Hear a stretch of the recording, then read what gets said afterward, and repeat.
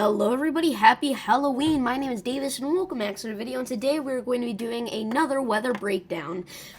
So let's go ahead and get right into it, starting off with the SPC outlook for today, where we have no marginal risks of severe weather. Now you may notice that we have some oddly shaped thunderstorm risks across portions of the Great Lakes and the Finger Lakes here, and that's because we're going to get some lake effect snow here today, but I'm going to have more on that in my video tonight, so stay tuned for that. Moving on to tomorrow here, no thunderstorms are forecast, and moving on to Thursday, no thunderstorms are forecast. So let's go ahead and move on to the National Hurricane Center, where we have a disturbance that has a 60% chance to form the next 7 days and a 20% chance to form the next 48 hours. That if it forms could be pretty bad, as it could make a beeline here for East Central America. And we already have a tropical storm that's going for West Central America here, that being Pilar, but we're going to break that down more in just a minute. And then we have disturbance as a 10% chance to form the next 7 days and a 10% chance to form the next 48 hours. This has been out here for forever. It's not going to form and it's not going to hurt anybody. Central Pacific, nothing new. So let's go ahead and move on to the track for Pilar here. Pilar is currently a 50-mile-per-hour storm here, just chilling. It's going to head north just a tad here and then take a sharp turn west and not actually make landfall in West Central America, but will impact West Central America in some ways.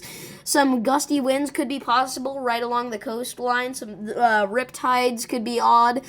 Just kind of minor things like that. It's not going to be like a full tropical storm force here, but it is going to be a decent situation. Like I said, this is going to head west out into the Atlantic here, so there's nothing else to worry about, or sorry, the Pacific. So let's go ahead and move on to the Climate Prediction Center here, where this is for the 6 to 10 day temperature outlook here for November 6th to the 10th, where we have an area down here in the southwestern United States. It's going to have a 60-70% chance to see above average temperatures there in the red, so do look out for that. That extends all the way from West Texas back up into northern California, so look out for that.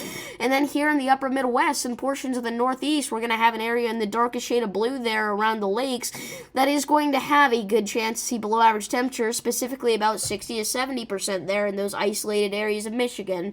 So look out for that. 6 to 10 day precipitation outlook here. We are going to have an area in the western U.S. that's going to have a 50 to 60% chance to see above average precipitation, so look out for that. And then we're going to have an area down here in the south central U.S. and the desert southwest that's going to have an area that has a 40 to 50% chance to see below average precipitation, so look out for that. 8 to 14 day outlooks is going to be for the 8th to the 14th of November here. The eastern United States in the darkest shade of blue there, that's going to be a 50 to 60% chance to see below average temperatures, so look out for that.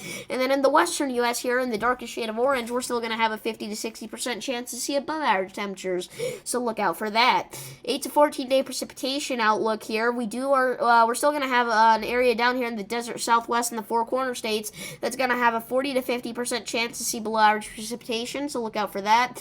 And then we're also going to have an area down here in the southeastern United States that has a 40 to 50% chance to see below average precipitation in the darkest shade of brown, so look out for that. Watches, warnings, and advisories. Freeze warnings up for a good portion of the country now, extending all the way from West Texas back over into the eastern United States here, like North Carolina, Virginia, West Virginia.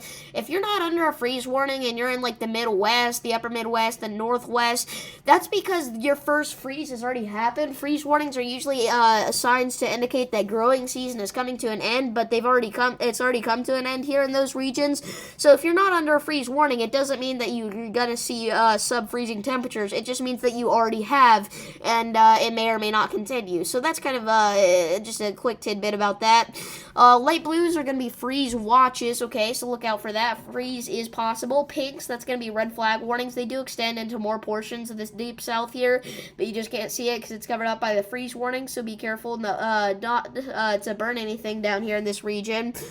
A couple of those in California as well. Air quality alerts in effect here for northwestern Montana, one in Arizona here. But yeah, we do have winter weather advisories here in portions of the Great Lakes states, so look out for that. But other than that, pretty calm right now. So if you guys did enjoy this video, make sure to like and subscribe, and I will see you all in the next one.